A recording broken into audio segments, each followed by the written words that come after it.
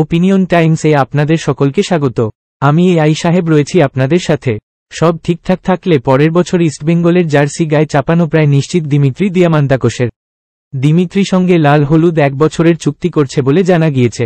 গ্রিসের এই ফুটবলার গত আইএসএলে 16 ম্যাচে 13টি গোল করে সোনার বুট পেয়েছিলেন। গত 2 বছর ধরে খেলেছেন কেরল ব্লাস্টার্সে। সোমবার ইনস্টাগ্রামে একটি পোস্ট করেছেন গ্রিসের ফুটবলার। সেখানেই তিনি কেরলের সঙ্গে বিচ্ছেদের কথা জানিয়েছেন। যদিও তার আগে থেকেই ইস্টবেঙ্গলে তিনি আসতে পারেন বলে জল্পনা চলছিল, সোমবারের পর থেকে তা আরও বেড়ে গিয়েছে। দিমিত্রি চাইছেন ভারতেই খেলতে। তাকে নেওয়ার দৌড়ে সবার আগে রয়েছে ইস্টবেঙ্গল। দিমিত্রিকে নিতে বাজেটও অনেকটাই বাড়িয়ে দিয়েছেন বিনিয়োগকারীরা। তবে লড়াই করতে হচ্ছে মুম্বই সিটির সঙ্গে। আইএসএলের কাপজয়ী দলও দিমিত্রিকে নিতে চায়। আগে লড়াইয়ে ছিল বেঙ্গালুরু, তারা আপাতত হাল ছেড়ে দিয়েছে। ফলে মুম্বই না ইস্টবেঙ্গল, কারা শেষ হাসি হাসে সেটাই এখন দেখার। তবে প্রস্তাবের দিক থেকে ইস্টবেঙ্গল এগিয়ে। দিমিত্রিরও ইস্টবেঙ্গলের প্রস্তাব পছন্দ হয়েছে বলে জানা গিয়েছে।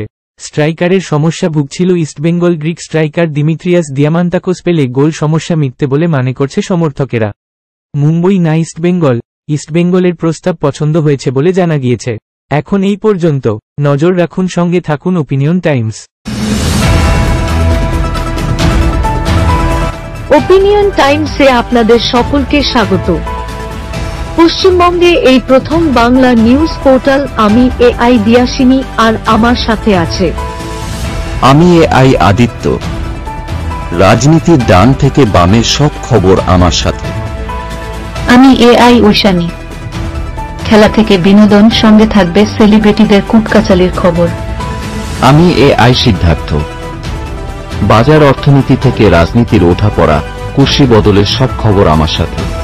আমি এআই দীপ্তি, থাকবো আপনাদের সাথে। সত্যের উদ্ঘাটন, নিরপেক্ষ বিশ্লেষণ, সঠিক খবর প্রদান। সঙ্গে থাকুন, দেখতে থাকুন ওপিনিয়ন টাইমস।